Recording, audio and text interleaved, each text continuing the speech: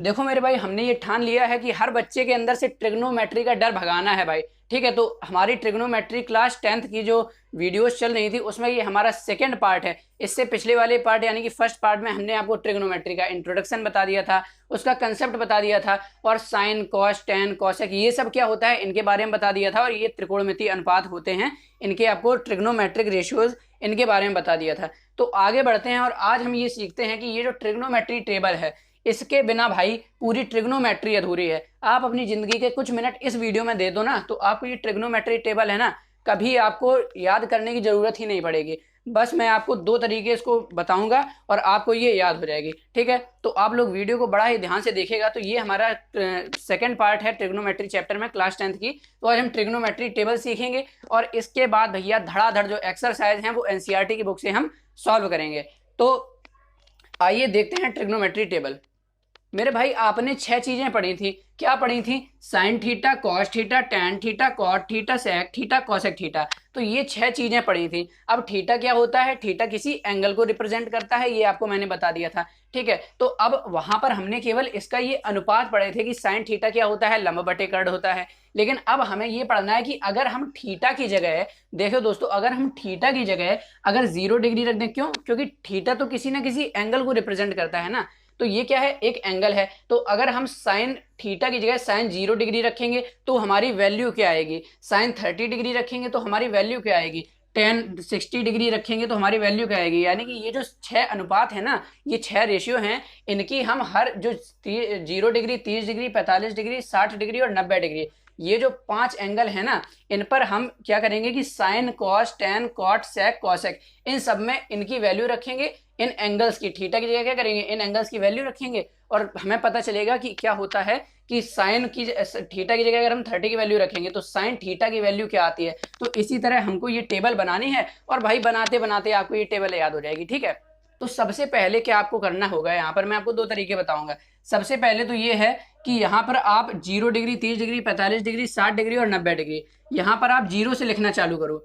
तो देखो भाई, यहाँ से 0 डिग्री से आपको 0 1 2 3 4 5 लिखना है। कैसे? यहाँ देखो, 0 लिखेंगे, 30 डिग्री के ऊपर 1 लिखेंगे, 45 के ऊपर 2, 60 के ऊपर 3 और 90 के ऊपर लिख देंगे हम 4। तो आपको 0 1 2 3 4 4 तक गिनती लिख लेनी है भैया।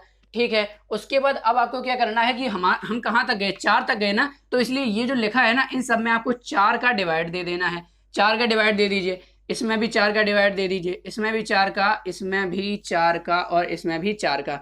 चलिए, इसके बाद एक स्टेप और आपको करना है और आपकी वैल्यूज आना शुरू हो जाएंगी। आपको क्या करना है कि यहाँ पर लगा देना है अंडर रूट। ठीक है, यहाँ पर भी लगा देना है अंडर रूट, यहाँ पर भी अंडर रूट, यहाँ पर भी अंडर रूट और यहाँ पर भी अंडर रूट। चलिए, इतना क्लियर है। अब इसके बाद देखो मेरे भाई, जब इसको हम सॉल्व करेंगे तो क्या आएगा? अब 0/4 लिखा है, 4 का जब 0 में आप क्या करेंगे? भाग करेंगे तो 0 आएगा। और अंडर रूट 0 की वैल्यू क्या होती है? 0 होती है। तो ये क्या, इस साइन थीटा की जगह यानी कि 0 के ऊपर लिखा है ना, तो आप यहाँ लिख दो जो भी वैल्यू आई है। 0/4 को सॉल्व करोगे तो क्या आएगा? 0। लो भैया, बधाई हो, आपकी साइन 0 की वैल्यू निकल कर आ गई है। साइन 0 की वैल्यू क्या होती है? आपकी 0 होती है। ये कैसे निकला? 0/4 से। यहां से अगर हम देखें, यहां से देखें भैया 30 की वैल्यू तो क्या आएगी? अंडर रूट 1/4 लिखा है, तो अंडर रूट 1/4 की जल्दी से वैल्यू बताओ क्या होती है? अंडर रूट 1 की वैल्यू होती है 1 और अंडर रूट 4 की वैल्यू होती है 2। तो आ गया। लो जी, याद कर लो आपका कि ये जो साइन थीटा है, साइन थीटा की जगह अगर हम 0 रखें, यानी साइन 0 की वैल्यू होती है 0 और साइन 30 डिग्री की वैल्यू होती है 1/2। अब भाई इसको भी सॉल्व कर लो, ये वाले को, ये 45 डिग्री के लिए है। तो देखो मेरे भाई, अब अंडर रूट 2/4 को सॉल्व करेंगे तो क्या आएगा? तो सबसे पहले तो काट लो, 2 एकम 2 और 2 दूनी 4। तो क्या आ जाएगा? अंडर रूट 1/2 आ गया। अंडर रूट 1/2 वैल्यू क्या होगी? यानी अंडर रूट 1 का मान तो 1 होता है और रूट 2 का मान तो भैया रूट 2 ही होता है। इसको हम सॉल्व नहीं कर सकते हैं। चलिए, अब 60 डिग्री की वैल्यू देखते हैं। तो अंडर रूट 3/4 लिखा है, तो अंडर रूट 3 को तो अंडर रूट 3 ही लिखेंगे और इसके बाद बटे में क्या आ जाएगा? अंडर रूट 4 का मान 2 होता है, तो अंडर रूट 3/2 ये आपका किसका आ जाएगा? साइन 60 डिग्री का मान आ जाएगा। ठीक है, अब इसके बाद साइन 90 का निकालना है। तो देखो, अंडर रूट 4/4 लिखा है, तो 4 से 4 क्या हुआ? कट गया, खल्लास हो गया। और अंडर रूट 1 बचेगा ना, 1 जो है अंडर रूट के अंदर बचेगा, तो अंडर रूट 1 की वैल्यू होती है आपकी 1। तो जो साइन 90 का मान होता है वो क्या होता है मेरे दोस्तों? वो होता है 1। चलिए, आपने साइन के मान निकाल लिए। अब अब आपने साइन के मान निकालिए ना, बस इसके बाद cos tan cot sec cosec इन सब के मान आप फटाफट निकाल लोगे। बस देखते जाओ वीडियो। अब देखो एक तो भाई तरीका ये है कि आप इस तरह से ये क्या करो कि आप साइन के ये सब मान निकालो। तो एक बात बताओ यार, इतना याद रख पाएंगे क्या? अगर आप रख सकते हो तो कोई बात नहीं, लेकिन मेरा आपको एक अच्छा सा सजेशन है भाई, आप ऐसे भी कर सकते हो और साइन की वैल्यू निकाल सकते हो, या फिर डायरेक्ट भाई साइन की वैल्यू याद कर लो ना, क्या जा रहा है। साइन 0 की 0, साइन 30 की 1/2, साइन 45 की 1/√2, साइन 60 की √3/2 और साइन 90 की 1 होती है। इस तरह याद कर सकते हैं, या एक गाना बनाकर याद कर लो, देखो कितना बढ़िया है। साइन की अगर हमें वैल्यू याद करनी है, क्या करेंगे?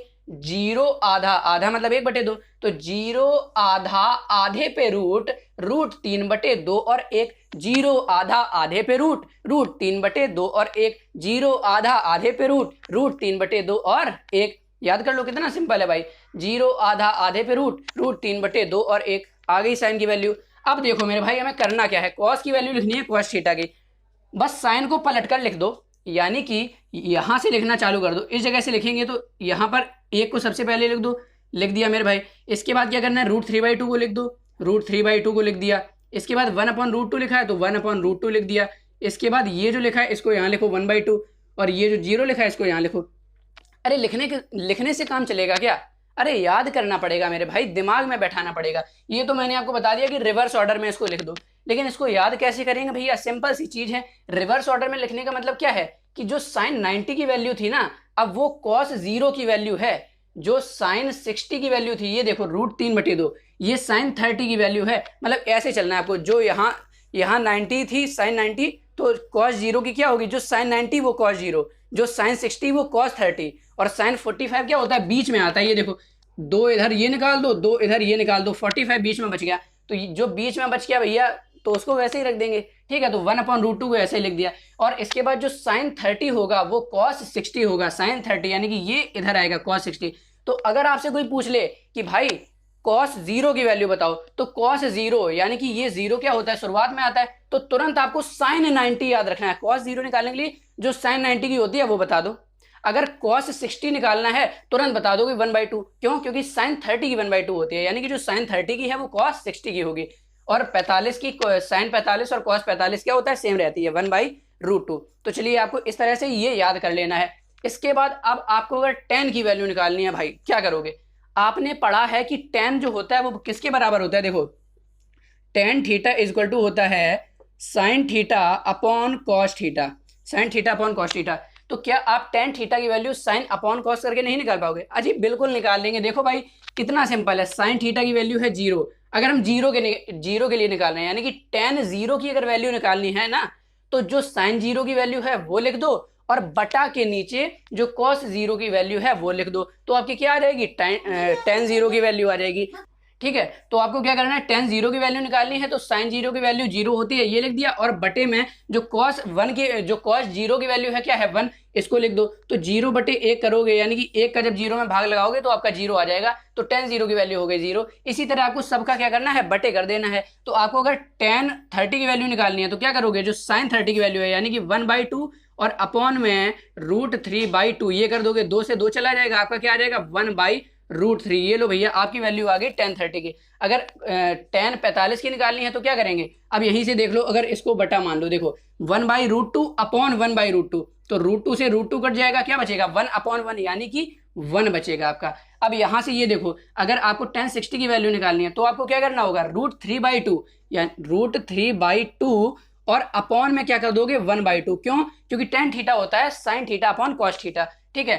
उसके बाद 2 से 2 कट जाएगा, आपका आ जाएगा √3 आ जाएगा भैया आपका। तो यहाँ tan 60 की वैल्यू क्या हो जाएगी? √3 आ जाएगी। ये सब आपको अपने मन में ही करना भाई, क्लास 10th तक आ गए हो, भाग तो मन में कर ही लोगे ना। चलो, इसके बाद क्या करना है कि आपको निकालनी है tan 90 की वैल्यू। तो भैया tan 90 की वैल्यू के लिए आप क्या करेंगे? 1/0 करेंगे। तो भाई 1/0 जब किसी संख्या में 0 से भाग दिया जाता है तो वो अपरिभाषित होता है। क्या होता है? उसको हम परिभाषित नहीं कर सकते हैं। तो इसलिए इसकी जो tan 90 की वैल्यू है वो क्या होती है भाई? अपरिभाषित, यानी कि नॉट डिफाइंड। क्या मेरे भाई? अपरिभाषित का मतलब होता है नॉट डिफाइंड। क्या हो जाएगी? नॉट डिफाइंड, ठीक है। अब भाई हमने पिछले वीडियो में आपको बताया था कि एक बात बताओ जरा, कॉट क्या होता है? कॉट होता है 1/10, यानी कि कॉट थीटा क्या है? 1/10 थीटा। तो भैया tan का जो उल्टा होता है, पलट दो, अगर tan ये है तो कॉट क्या हो जाएगा? कॉट ये हो जाएगा, यानी कि tan को उल्टा कर दो, कॉट बनता है। अच्छा जल्दी बताओ कि जो कॉस होता है उसका उल्टा क्या होता है, सेक होता है, जो साइन होता है उसका उल्टा क्या होता है, कॉसेक होता है। ठीक है, और मैंने ये भी बताया था कि साइन कॉस टेन ये सब नाम हैं, जब तक इसके साथ थीटा यानी कि कोई एंगल ना लगा हो तब तक इनका अपने आप में कोई मतलब नहीं होता है। चलिए अब इसके बाद अगर आपको कॉट थीटा की वैल्यू निकालनी है ना मेरे दोस्तों, तो क्या कर दो भाई, टेन का उल्टा कर दो। तो अगर आपको कॉट जीरो की निकालनी है तो टेन जीरो का उल्टा, तो टेन जीरो की वैल्यू क्या है, जीरो है, तो जीरो का उल्टा करो। जीरो को क्या लिख सकते हैं मेरे भाई, जीरो को लिख सकते हैं जीरो बटे एक, और इसका जो उल्टा होगा वो क्या होगा, एक बटे जीरो, और एक बटे जीरो यानी कि जीरो अगर बटे में आ गया तो क्या हो जाएगा, नॉट डिफाइंड हो जाएगा। नॉट डिफाइंड यानी कि अपरिभाषित। आप क्या लिख लेंगे, हिंदी में लिख लीजिए अपरिभाषित। इसके बाद कॉट 30 की वैल्यू निकालनी है तो टेन 30 का उल्टा कर दो। क्यों, क्योंकि कॉट जो होता है वो टेन का उल्टा होता है। तो भाई जो टेन 30 है इसकी वैल्यू क्या है, 1/√3। तो जल्दी बताओ 1/√3 का उल्टा क्या होगा, 1/√3 ऐसे लिखा है, पलट दो तो √3/1 यानी कि √3 आ जाएगा। इसके बाद अगर 45 की वैल्यू निकालनी है तो tan 45 की वैल्यू होती है 1, और 1 का उल्टा क्या होता है, 1 होता है, तो यहां पर आ गया आपका 1। चलिए इसके बाद अगर आपको cot 60 की वैल्यू निकालनी है तो tan 60 का उल्टा कर दो। तो भाई tan 60 क्या है, √3 है, और √3 मतलब √3/1 ही तो लिखा है, किसी के बटे में 1 हम मान सकते हैं। तो जब √3/1 का उल्टा करोगे तो क्या आएगा मेरे भाई, बताओ जरा, 1/√3 ना आएगा, बिल्कुल आ जाएगा। इसके बाद देखो, इसके बाद अगर हमें cot 90 की वैल्यू निकालनी है तो tan 90 का उल्टा। क्यों, क्योंकि जो cot होता है वो tan का उल्टा होता है। तो चलो cot अगर 90 की वैल्यू निकालनी है तो tan 90 का उल्टा कर दो। tan 90 की वैल्यू क्या थी, 1/0 किया था, तब क्या आया था, अपरिभाषित आया था। अपरिभाषित कब आता है, जब जीरो क्या हो जाए, बटे में हो जाए। और कैसे आया था, 1/0। ये देखो भाई हमने 1/0 किया था तब ना अपरिभाषित आया था। तो हम क्या करेंगे, अपरिभाषित, अब अगर इसका उल्टा लिखना चाहें, अपरिभाषित मतलब जैसे 1/0, तो 1/0 का उल्टा क्या हो जाएगा, 1/0 का उल्टा यही हो जाएगा, रिवर्स में क्या हो जाएगा, 0/1। तो जो cot 90 की वैल्यू है अपरिभाषित का उल्टा यानी कि 0/1, और 0/1 यानी कि क्या होता है, 0 होता है। चलिए इसके बाद अगर sec थीटा की वैल्यू निकालनी है, अब आप ये मन में ही कर सकते हैं। अगर आपको cos की वैल्यू पता है तो क्या sec की नहीं निकाल पाओगे, अरे बिल्कुल निकाल लोगे भाई, क्योंकि जो sec होता है वो cos का उल्टा होता है। चलो तो अगर sec 0 की वैल्यू निकालनी है तो cos 0 का उल्टा कर दो, और cos 0 यानी कि sin 90, और sin 90 मतलब 1, तो जो sin 90 की वैल्यू वो cos 0 की, तो cos 0 की 1 और sec 0 की क्या होगी, 1 का उल्टा 1। तो लो भाई आगे इस तरह से आपको माइंड में करना है, देख रहे हो ना भाई, माइंड में निकल रहा है, मेरे साथ साथ आप बोलते जाओ और करते जाओ। बताओ जरा sec 30 की वैल्यू क्या होगी, क्या करें, sec किसका उल्टा होता है, cos का, यानी कि cos का उल्टा निकाल दो। तो cos 30 की वैल्यू क्या है, √3/2, तो sec 30 की वैल्यू क्या होगी, √3/2 को पलट दो तो क्या आ जाएगा, 2/√3। ये लो आ गया आपका। इसके बाद अगर आपको sec 45 की वैल्यू निकालनी है तो cos 45 को पलट दो, यानी कि cos 45 क्या है, 1/√2, तो इसको पलट दोगे तो क्या बन जाएगा आपका, √2 बन जाएगा। sec 60 की वैल्यू निकालनी है तो cos 60 का उल्टा कर दो मेरे भाई। cos 60 मतलब sin 30, और उसकी वैल्यू होती है 1/2, और cos 60 की वैल्यू 1/2, और इसका उल्टा क्या कर देंगे, आपका 2/1 यानी कि 2 आ जाएगा मेरे दोस्तों। चलिए sec 90 की वैल्यू निकालनी है तो cos 90 का उल्टा नहीं कर पाएंगे जी, बिल्कुल कर लेंगे। तो cos 90 की वैल्यू होती है 0, और 0 का उल्टा 1/0, और 1/0 यानी 0 बटे में आ गया, यानी कि अपरिभाषित, नॉट डिफाइंड हो गया। क्या हो गया, नॉट डिफाइंड मेरे भाई, क्या हो जाएगा, नॉट डिफाइंड, इसकी वैल्यू आ जाएगी, डिफाइन ही नहीं है हमें।